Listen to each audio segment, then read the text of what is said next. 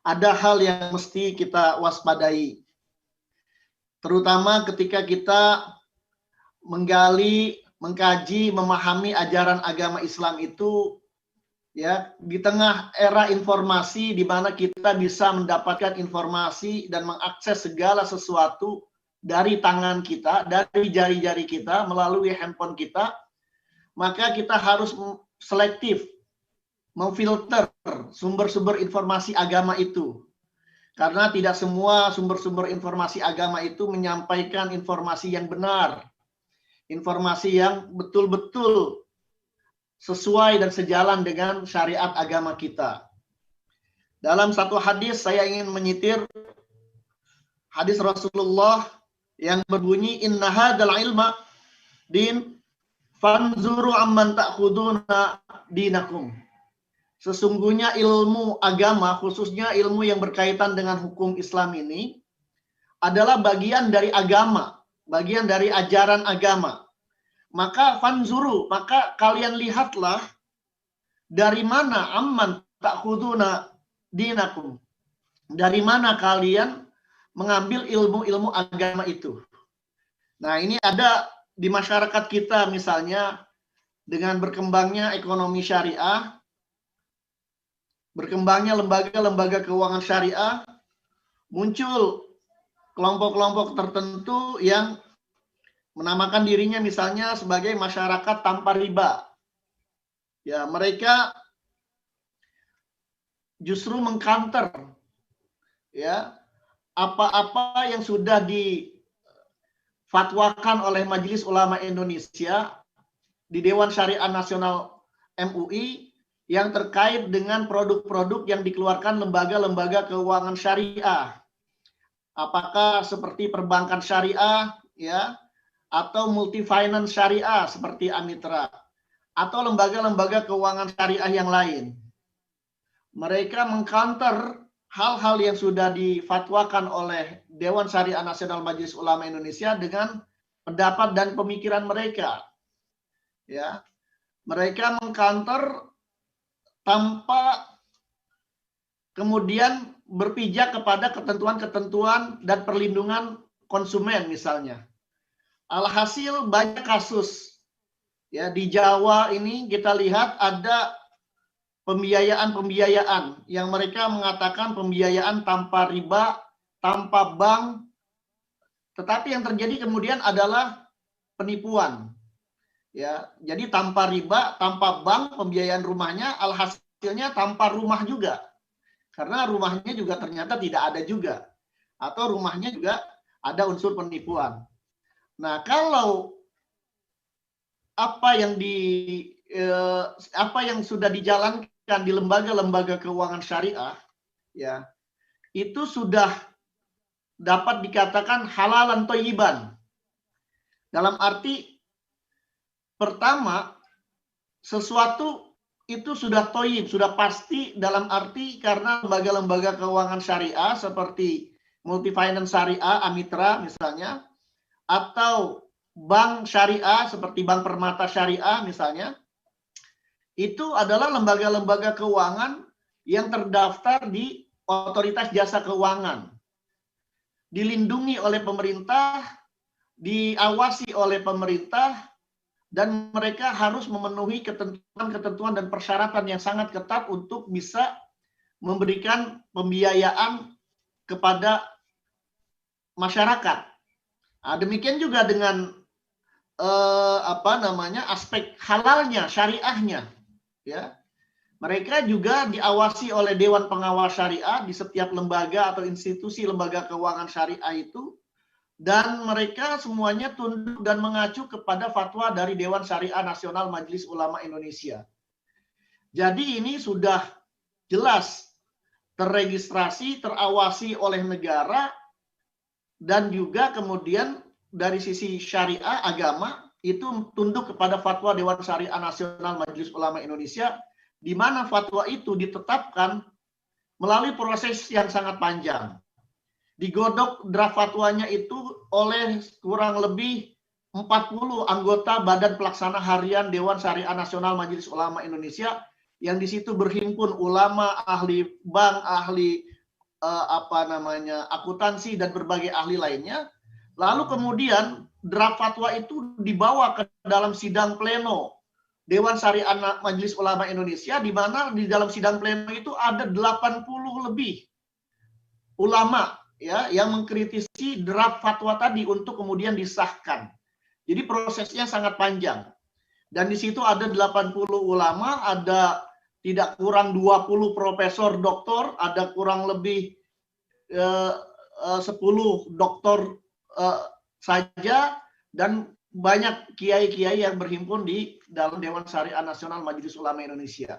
Jadi keputusan fatwanya ini didasarkan kepada ijtihad jama'i, ijtihad kolektif, ijtihad yang melibatkan jamaah ulama.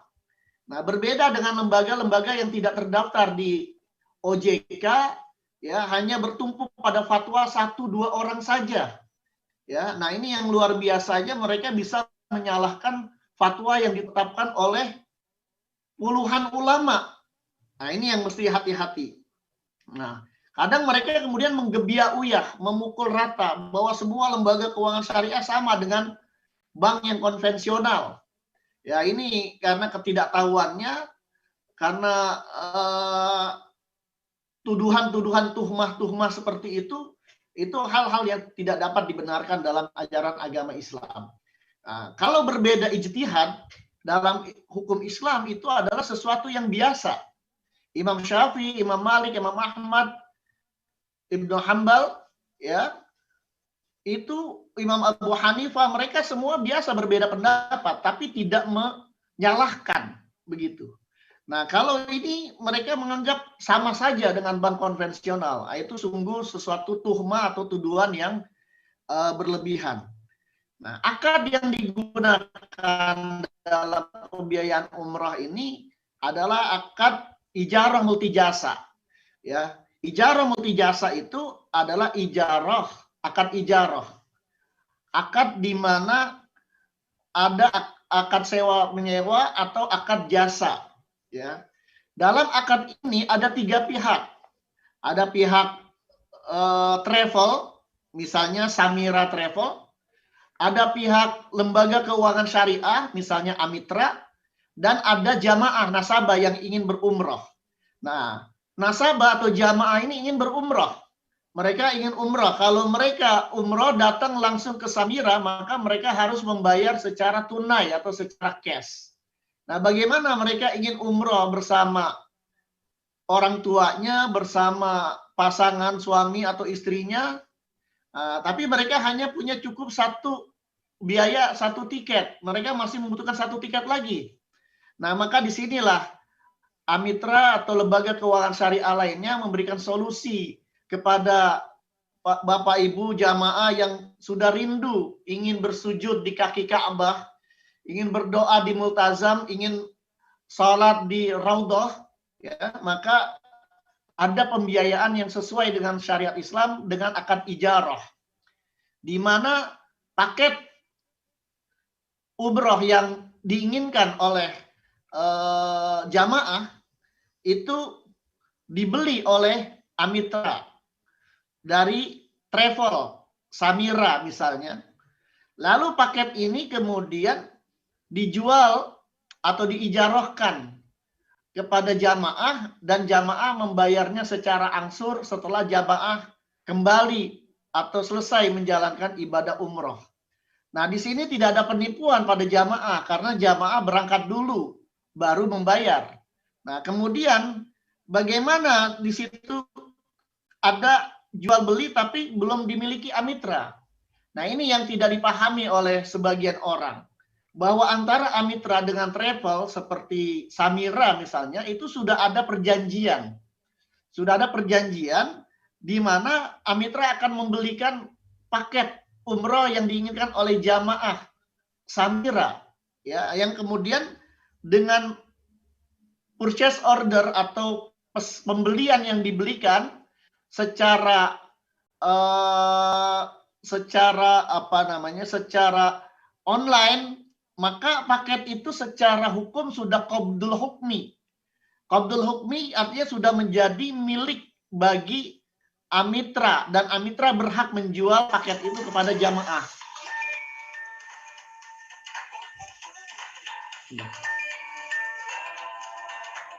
Jadi Amitra itu menjual kepada jamaah paket yang sudah dibelinya dari travel, dari Samirah. Dan itu sudah ada qabd hukmi. Secara hukum barang itu milik Amitra, meskipun barang itu atau paket itu berada di travel, di Samirah. Tapi secara hukum paket itu sudah dibeli dahulu oleh Amitra, baru kemudian dijual kepada nasabah.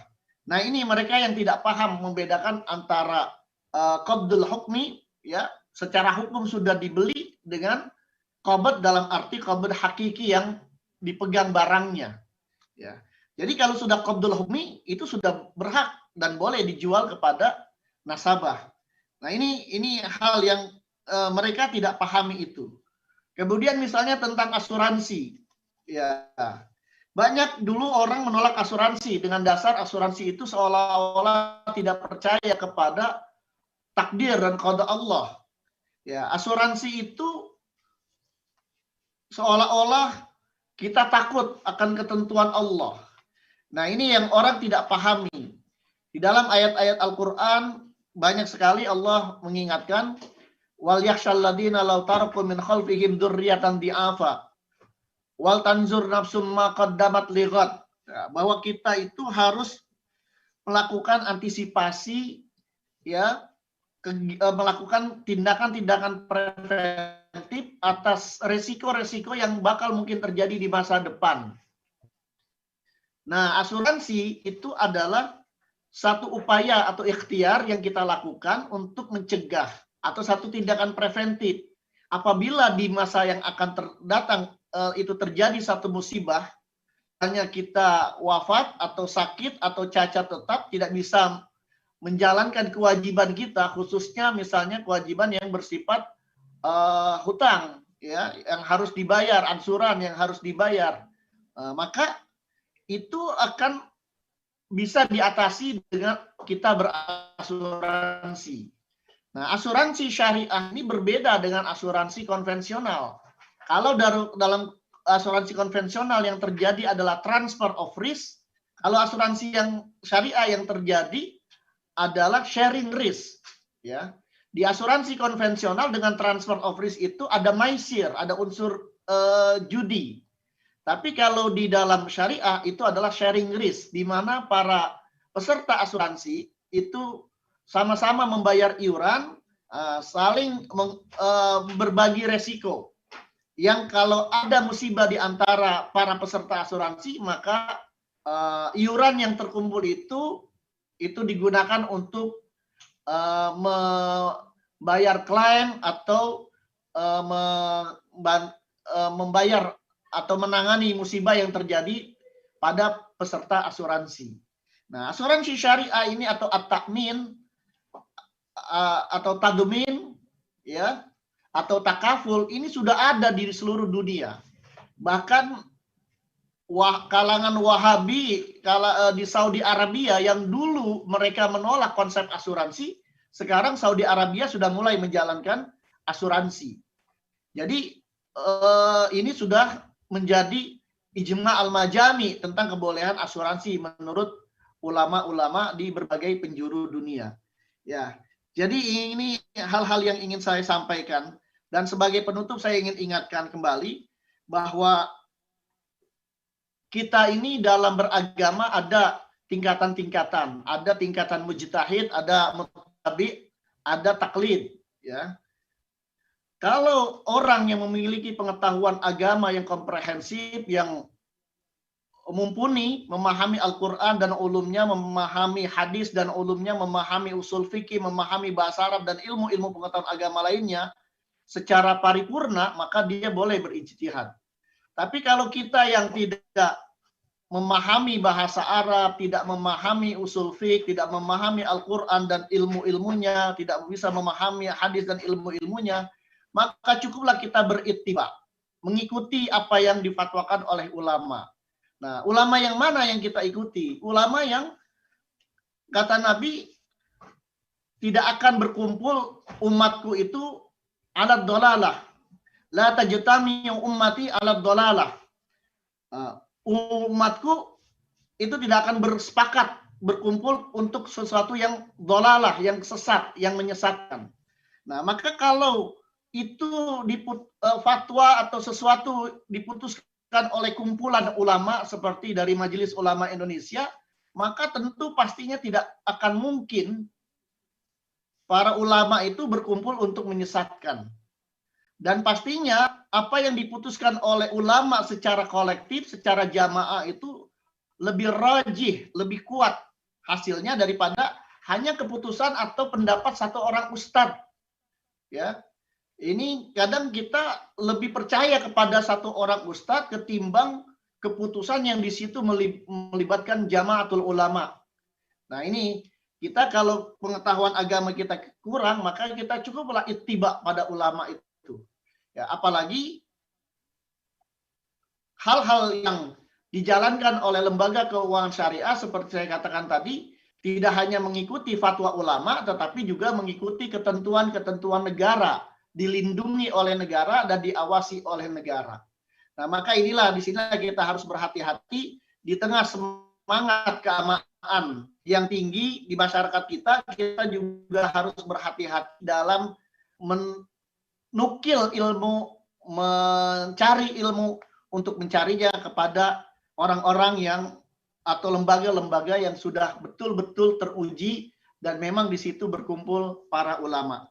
Ini sekedar sambutan sekaligus mengingatkan kepada seluruh sahabat Samira di seluruh Nusantara ini. Ya, saya tahu di daerah-daerah itu ada banyak sekali masyarakat yang sedang tumbuh semangat agamanya tapi salah dalam memilih guru, sehingga kemudian mereka seringkali menolak hal-hal yang kita jalankan, yang ini didasarkan kepada fatwa Majelis Ulama Indonesia dan juga mengikuti ketentuan dari Otoritas Jasa Keuangan.